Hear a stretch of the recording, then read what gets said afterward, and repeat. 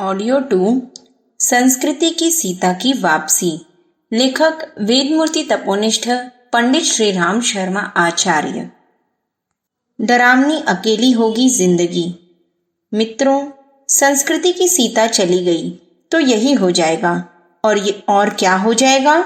संस्कृति चली गई और आदमी को मालदार बना गई, खुशहाल बना दिया।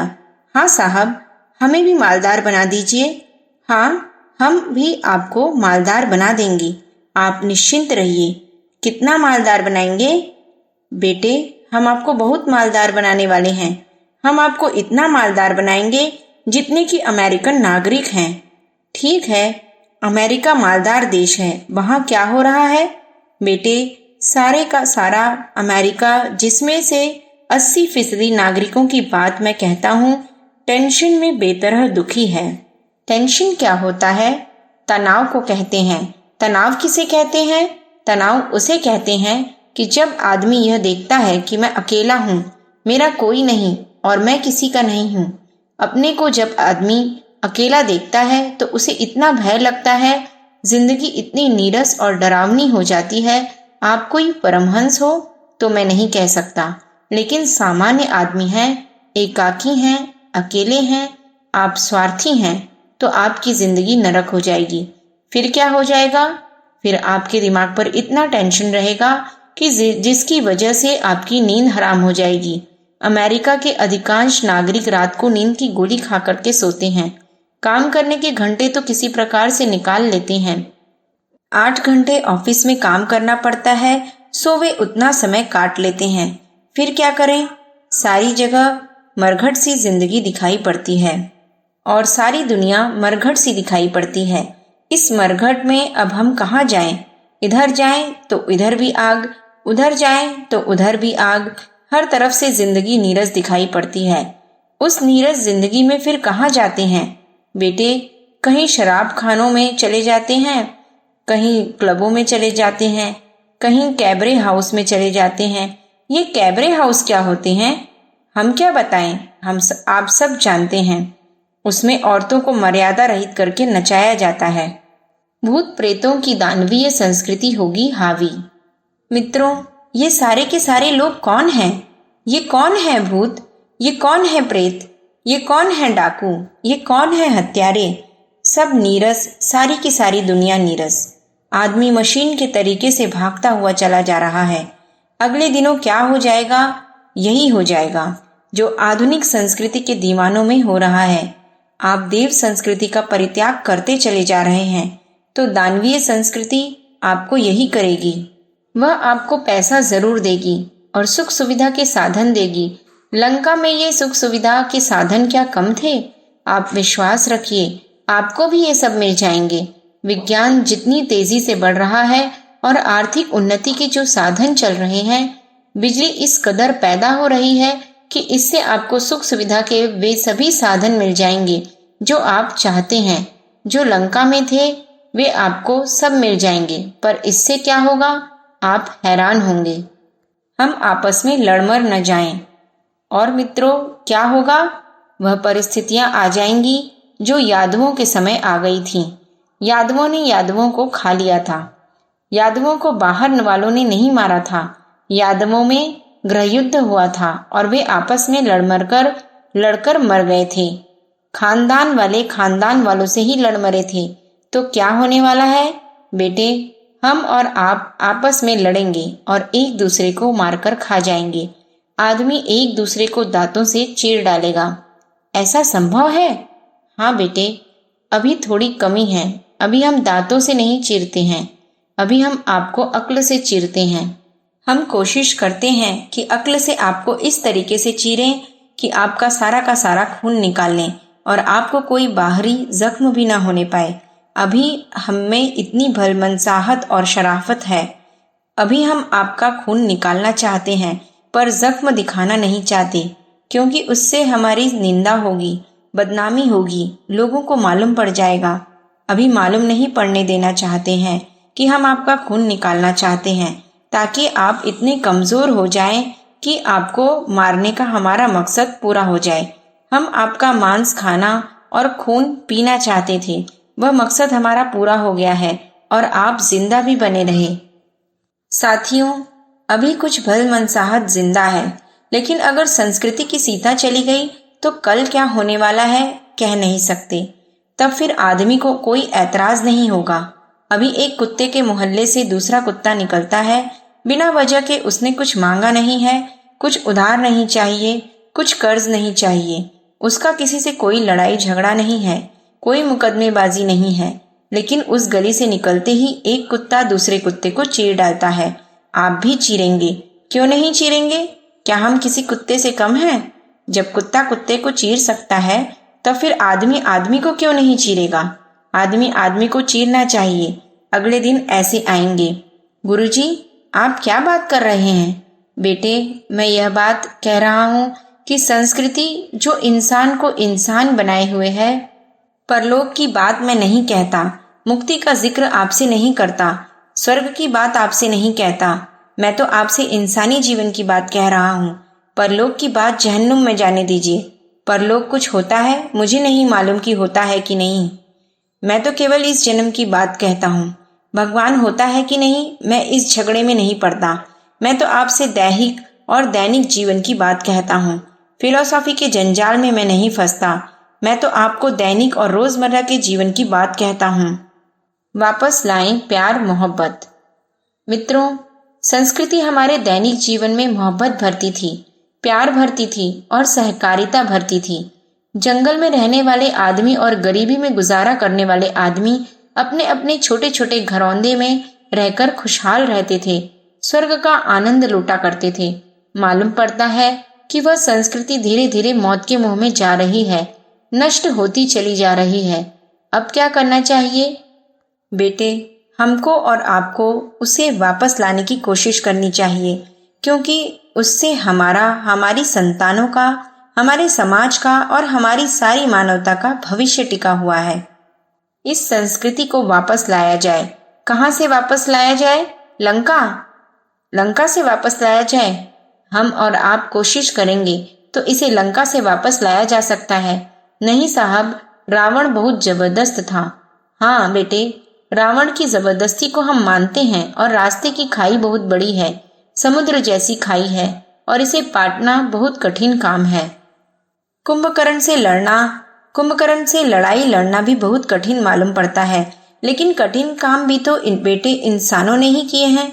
कठिन काम भी इंसान ही कर सकते हैं। हम आखिर इंसान ही तो हैं। आइए अब संस्कृति की सीता को वापस लाने के लिए चलें। मित्रों, संस्कृति की सीता को वापस लाने के लिए अब हम क्या कर सकते हैं? हमारी और आपकी जैसी भी हैसियत होगी, कोशिश करेंगे। अच्छे कामों के लिए जब आदमी कमर बांधकर खड़े हो जाते हैं तो भगवान की सहायता उन्हें हमेशा मिली है और हमेशा सहायता मिलेगी। पहले भी मिलती रही है और अभी भी मिलेगी। कब मिली थी? अच्छे उद्देश्य के लिए जब आदमी जान हथेली पर रखकर निकलता है तो भगवान भाग करके सहायता करने के लिए आते हैं। क्यों साहब, यह बात सही है? हाँ बेटे, यदि उद्देश्य ऊंचा हो तब सही है, अन्यथा उद्देश्य घटिया हो तब मैं नहीं कह सकता। उद्देश्य ऊंचा हो तो भगवान आपको सहायता देगा। इतिहास पढ़ डालिए।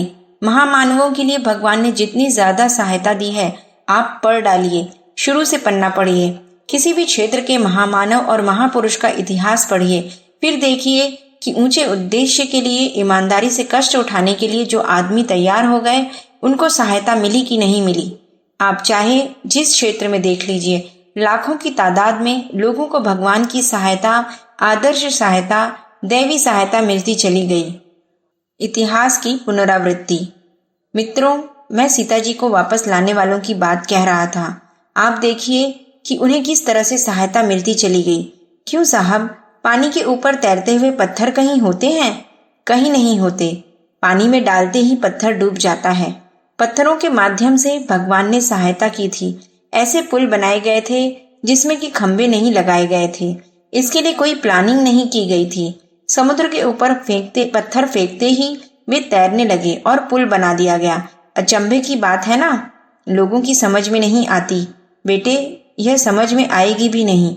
मैं ऐसे लाखों उदाहरण बता सकता हूँ जिसमें कि पत्थर ऊंचे उद्देश्यों के लिए तैरे हैं, जो ऊंचा उद्देश्य लेकर के चले हैं और जान हथेली पर लेकर के चले हैं और ईमानदारी से चले हैं, उनके पत्थर तैरे थे और फिर तैरेंगे। नहीं साहब, पत्थर नहीं तैरेगा। हाँ बेटे, पत्थर नहीं तैरेगा। यह अलंकार है। इसका मतलब यह है कि साधन कम हो, सामर्थ्य कम हो तो भी सफलता मिलेगी। महाराज जी, और क्या हो सकता है? और बेटे, समुद्र को छलांगा जा सकता है। आदमी की छलांगने की ताकत 10 फुट हो सकती है, 12 फुट हो सकती है, 15 फुट हो सकती है। बंदर के छलांगने की ताकत, लंगूर के छलांगने की ताकत मान लें कि ज्यादा से ज्यादा 25 फुट हो सकती है, 30 फुट हो सकती है, 40 फुट हो सकती है और ज्यादा से ज्यादा 50 फुट हो सकती है। नहीं साहब, बंदर इतनी लंबी छलांग नहीं मार सकता। तो बेटे, बंदरों ने समुद्र छलांगा था। अच्छा, आदमी कितना वजन उठा सकता है? 20 किलो उठा सकता है? नहीं साहब, 40 किलो उठा सकता है। नहीं साहब, हमने एक पल्लेदार को अपनी पीठ पर 1 क्विंटल की बोरी लादते हुए देखा था। चलिए, हम आपकी बात मान लेते हैं कि आदमी 1 क्विंटल वजन उठा सकता है, तो क्या वह पहाड़ भी उठा लेगा? नहीं साहब, पहाड़ तो नहीं उठा सकता। पहाड़ नहीं उठा सकता तो देख, हनुमान जी ने ऊंचे उद्देश्य के लिए पहाड़ उठाया था कि नहीं? ऊंचे उद्देश्य के लिए जब आदमी कमर कसकर खड़े हो गए हैं तो उन्होंने बड़े से बड़ा काम करके दिखाया है। हनुमान जी ने सीता जी को वापस लाकर दिखाया था। क्या इतिहास की पुनरावृत्ति फिर होना संभव है? हाँ, इतिहास की पुनरावृत्ति होना संभव है और हम करके दिखाएंगे। मित्रों, संस्कृति की सीता को, जिसके बारे में पहले यह मालूम पड़ता था कि उन्हें वनवास हो गया और रावण के घर में कैद हो गई, अब वहां से उनके लौटने की कोई उम्मीद नहीं है, लेकिन रामचंद्र जी रीछ वानरों के साथ मिलकर उन्हें वापस लाने में समर्थ हुए थे। मित्रों, हम भी संस्कृति की सीता को लौटाकर ले आएंगे। क्यों? क्योंकि उससे सारी मनुष्य जाति का भविष्य और भाग्य जुड़ा हुआ है। उससे विश्व शांति जुड़ी हुई है। उससे हमारी पीढ़ियों का और औलादों का भविष्य जुड़ा हुआ है। जिस सुंदर दुनिया को भगवान ने बड़ी शान से बनाया है, वह उसकी इच्छा पर टिकी हुई है और उसी से हमारे इंसानी जीवन की सार्थकता टिकी हुई है। इंसान के जीवन के लिए सार्थकता की दृष्टि से जो काम सुपुर्द किए गए हैं, उन्हें भी हम कर सकते हैं। इन सब बातों की वजह से संस्कृति की सीता को वापस लाने का आज हमारा काम है और हम सबको इसी योजना में सम्मिलित होने के लिए बुलाया है। बस हमारा यही एक मकसद है, दूसरा कोई नहीं है। आइए, आप और हम मिलकर संस्कृति की सीता को वापस लाने की कोशिश करें। दैवी सहायता की पात्रता। साथियों, मैं जानता हूं कि आपके पास ताकत बहुत कम है और आप कह सकते हैं कि हमारे पास इतनी सामर्थ्य नहीं है कि हम इतना बड़ा काम कर सकें। आपको मैं याद दिलाना चाहता हूं कि गिलहरी, जिसके पास कोई ताकत नहीं थी और जिसके पास पंजे भी नहीं थे, वह अपने बालों में धूल भरकर डालती थी। आप गिलहरी से तो कमजोर नहीं हैं? नहीं साहब, गिलहरी से तो कमजोर नहीं हैं। तो भाई साहब, आप भी कुछ कर सकते हैं। और गिद्ध तो बूढ़ा था, उसे आंख से दिखाई भी नहीं पड़ता था कि लड़ाई में पड़े, लेकिन बुढ़ा, जिसको आंखों से भी दिखाई नहीं पड़ता था और वह आदमी भी नहीं था, पक्षी था। आप तो पक्षी नहीं हैं? नहीं साहब, आदमी हैं। आप बातचीत तो कर सकते हैं? हाँ साहब, कर सकते हैं। आपके 2 हाथ और 2 पैर हैं, पर उस गिद्ध के तो 2 ही थे। बेटे, जब बूढ़ा गिद्ध युद्ध के लिए खड़ा हो सकता है तो आप क्यों नहीं? जब ग्वाल पहाड़ उठाने के लिए, अपनी सहायता देने के लिए अपनी लाठी और डंडे लेकर के खड़े हो सकते थे, क्रेन उनके पास नहीं थी और ना कोई ऐसी दूसरी चीज थी जिससे कि पहाड़ उठाया जा सके। कोई संबल भी नहीं थे, कोई कुछ नहीं था। वही जानवर हाँकने की लाठियां थीं, उन्हें लेकर के खड़े हो गए थे। तो क्या पहाड़ उड़ गया था? हाँ, उड़ गया था। क्यों? क्योंकि ऊंचे उद्देश्य के लिए भाव भरे प्राणवान व्यक्ति प्राण भरी सांस लेकर जब खड़े हो जाते हैं तो उनको भगवान की सहायता मिलती है। हमको मिलेगी? नहीं, आपको नहीं मिलेगी। क्यों? क्योंकि आप हैं चोर, आप हैं चालाक। चोर और चालाकों के लिए भगवान की सहायता सुरक्षित नहीं है। हमको मकान बनवा दीजिए, हमको पैसा दे दीजिए, हमारी औरत को जेवर बनवा दीजिए। चल धुर्त कहीं का, भगवान की सहायता इन्हीं कामों के लिए रह गई है। देवी को सहायता करनी चाहिए थी। कौन है तू? देवी का जवाई है? चांडाल कहीं का। देवी को हमारी सहायता करनी चाहिए थी। किस बात की देवी सहायता करे? नहीं साहब, हमारी मनोकामना पूरी करे। क्यों पूरी करनी चाहिए? हमने 3 माला जप किया है। ले जा अपनी माला। माला लिए फिरता है। देवी को माला पहना देंगे, नारियल खिला देंगे, देवी को धूप बत्ती दिखा देंगे, खाना खिला देंगे और मनोकामना पूरी करा लेंगे।